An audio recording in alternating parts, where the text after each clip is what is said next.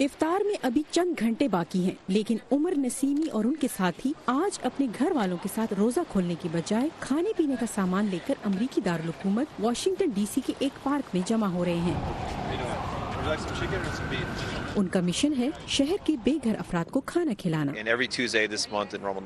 پورا رمضان ہر منگل کے روز ہم یہاں آتے رہے ہیں۔ ہم خوراک کی تقسیم کے ساتھ ساتھ بے گھر لوگوں کے ساتھ افطار بھی کرتے ہیں۔ یہ نسل، مذہب اور ہر چیز سے بڑھ کر ہے۔ ہمارا مقصد ہے کہ کوئی بھی بھوکا نہ رہے۔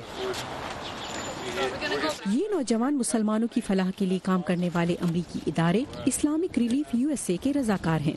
اسلامک ریلیف گزشتہ 4 سال سے رمضان کے مہینے میں مقامی افراد کے ساتھ مل کر بے گھر لوگوں کی مدد کر رہا ہے۔ ہم انہیں وہی کھانا دینے کی کوشش کرتے ہیں جو ہم خود افطار میں کھاتے ہیں، شاورما، بریانی یا کباب۔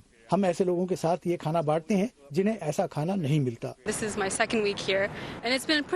یہ میرا دوسرا ہفتہ ہے کہ میں یہاں آ رہی ہوں۔ ہم یہاں آنے والوں کو رمضان کے بارے میں بتاتے ہیں اور یہ کہ اسلام کیا ہے۔ رمضان میں یہ سب کر کے اچھا لگتا ہے۔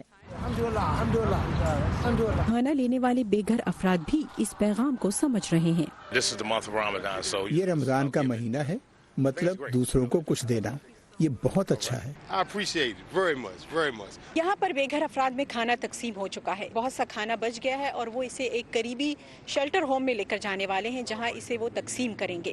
اگلے ہفتے یہ یہاں پر پھر جمع ہوں گے۔ رضاکار مختلف ہوں گے، کھانا بھی مختلف ہوگا، لیکن مقصد صرف ایک ہی ہے اور وہ ہے ضرورت مندوں کی مدد کرنا۔